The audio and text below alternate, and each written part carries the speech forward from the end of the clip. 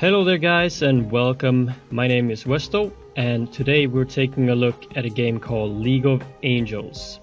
And if you want to play this game, you can find the link in the description and you can subscribe to the channel if you want more game introductions and gameplay. And I'm going to show you the basics of League of Angels today. And League of Angels is a MMORPG that is browser based. And in this game you do not only have a character that you need to focus on, you also need to create and maintain a party. You also have an angel system that you need to focus on, and I will show you these things after we've looked at the dungeoning and combat, and I'm gonna show you a bit about the features in the game. There's a lot of stuff going on, but hopefully we can break it down to the basics. So let's start. So let's head into the single player dungeoning, and this is the areas where you'll do most of your main single player quests. Here I am in an area called the Dark Forest, and it is made out of 4 separate dungeons, and I have made it to the end, so we'll head right in. So here I am in the dungeon. You simply move your character by clicking the mouse, and the blinking arrow will show you where you need to go. And here we'll fight the first enemy party in the dungeon. You'll face about 4 of these and then the dungeon boss at the end. So here is the battle screen, and my party is on the left and the enemy is on the right. My character is currently standing in the center of my party, and you can reposition yourself and your party members to do the most effective fighting possible. The fighting in this game is completely automated, and the work you do for fights is actually before and after you go into them. This is because you not only need to upgrade your character, you also need to recruit party members, train them and get them gear as well. The same goes for your angel. You need to upgrade and train that as well, and you can also get new and better angels as you level up as well. And as the fight begins, the angel will buff your party. Different angels have different patterns of how they buff and what they buff with. So you have to take a look at where your angel is buffing and then reposition yourself and the party members accordingly so that you get the most out of your angel. And then your party will simply do what they need to do. And the angel will stock up on rage after each turn. And once she has hit the maximum rage, she will unleash her main angel skill that you saw there, which is usually a multiple target enemy damage skill. So here we have made it at the end of the dungeon. We'll fight the dungeon boss. And these are usually not too hard, and you can see at the battle rating underneath our names who should be the winner. And battle rating is something you'll take a look at a lot in this game because it will tell you if your team has a possibility of winning or not. And especially in PvP, this number will be very significant. You will also be able to unlock Aegis skills that you can see at the bottom, which I will show you after this as well. And that will buff your team or debuff the enemy depending on what skill you have chosen. But other than that, all you can do is really watch and hope your strategy has paid off during a fight. Once you complete the dungeon, you'll get your reward and also a random card that you pick. And here we go, you pick 1 of 4. They are either gold or angel items. So let's take a look at the party system in the game. In the party tab you'll find your current party and the current layout that you are using. And the orange glowing stuff that you see is where the angel will buff your party members and yourself.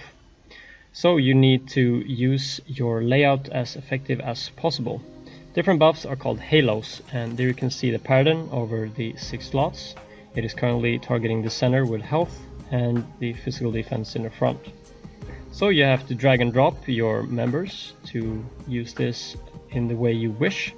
And of course different angels will have more slots to buff or buff them in different ways. So you simply put the party members that you wish to use there. You recruit new party members in the tavern, and party members cost points to recruit, and these points are acquired through drawing cards. You get 2 free draws per day, and you can get points in opals, in garnets, topaz and rubies. And you will stock up on these points, and once you have enough, you'll be able to recruit them through these cards. You'll of course unlock new and better party members as you level up and gain more points as well.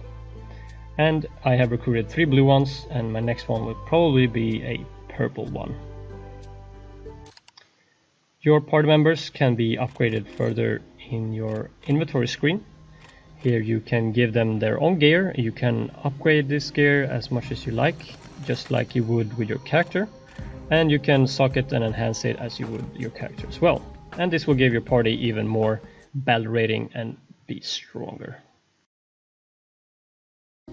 Let's have a look at the angel system next. You find the angels in the angel tab, and here you can see the angel that you're currently using and the stats of this angel. You'll also be able to check their so-called halos of how and where they are buffing your party, and also what kind of AoE skills they are using. And you'll be able to upgrade your angel once it reaches a certain point, and you have to use holy crystals to get it to the next level. And holy crystals are unlocked through doing quests, dungeons, and winning prizes in general. So you can take a look at the angels, see which buffs will fit your party the best, and of course which will fit your character the best. And you will also be able to unlock these angels once you have reached a certain stage or level. So you can unlock the angel right here. Here you can see the bonding button, and each time you press the bonding button, the base stats of the angel will increase, and it will also buff the halo and her skill. And bonding is free 10 times per day, but you will also collect angel tears, which are the blue bottles that you get through questing and fighting as well. I would unlock this angel because she is good for my mage, since she uses magic attack as the buff in the center and then health to my tank in the front. So then I will simply bond with this angel, upgrade her as much as possible, and hopefully she will be very good in battles. And you have a collection of angels to choose from, so you can choose what is good for your character, your playstyle, and the party that you're using. And that's pretty much it for the angels. Next we can take a look at the character screen. Here you see the mage that I'm playing. She is focusing on high magical damage and has low defense. Then you have the knight class that you can choose, which is the tanky class. And you have the new archer class, which focuses on high physical damage. And you can see the gear that you're using here. You'll be able to buy or find new gear to put on. The orange numbers represent the battle rating of the item. And the battle rating is increased through enhancing the gear and socketing the gear. And enhancing is basically leveling it up. Your character has a couple of active skills that she uses in battle. And there's not a lot of skills in this game for the character. You have 2 active ones and 4 passive ones. And this is because they want you to focus on the entire party and not just your character. So you basically have 4 or 5 or 6 characters that you need to maintain and upgrade throughout the game. So enhancing, you increase the base stats of an item. It will cost you gold, and the gold cost increases for each level. You can see it is plus 15 right now, and I'm able to take it to plus 20 if I wish. Sockets go in and out easily in the items, and you can upgrade your gems to make better stats for your gear. And the battle rating will of course increase if you have better gems inside. And you can unlock more socket slots with socket drills. And as you can see, your party members have socket slots as well. And that's pretty much it for the character alone. What else can you do in the game? Well, you have team dungeons, for example. This is exactly like the dungeon I showed you in single player, although you'll be running alongside 1 or 2 teammates. And the faster you clear the dungeon, the higher the reward will be. Then you have the arena, which is where the PvP takes place. You can choose to do party-on-party PvP. You have to check the battle rating of your enemies and yourself to see if you can challenge or defeat the opponent that you choose. And you get rewards from this as well, of course. You have the team arena, which is a daily event, where you will team up with 2 other parties against the 3 enemy parties to fight it out. So here you can see the team arena partying and fighting. I have invited 2 other players to play with me and with their parties, of course. And here we will fight it out against 3 other players and their parties. And the angels of each team will start by buffing both teams.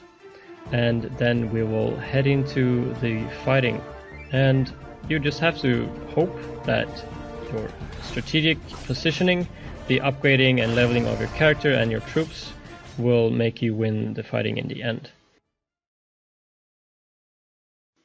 Other than that, there's some random stuff you can do, as you can see on all the icons at the top, and most of them are simply events or random things you can do to gain rewards such as gold, materials and gems. And I think the game itself is quite basic, but of course the more you level and the better party you get, the more things you can do in fights as well.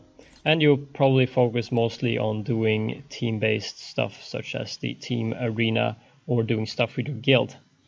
But I hope that covers the basics. I hope you enjoyed. If you want more game introductions and gameplay, you can subscribe to the channel, and you can find the link to the game in the description. I hope you enjoyed. My name is Westo, and I'll see you next time.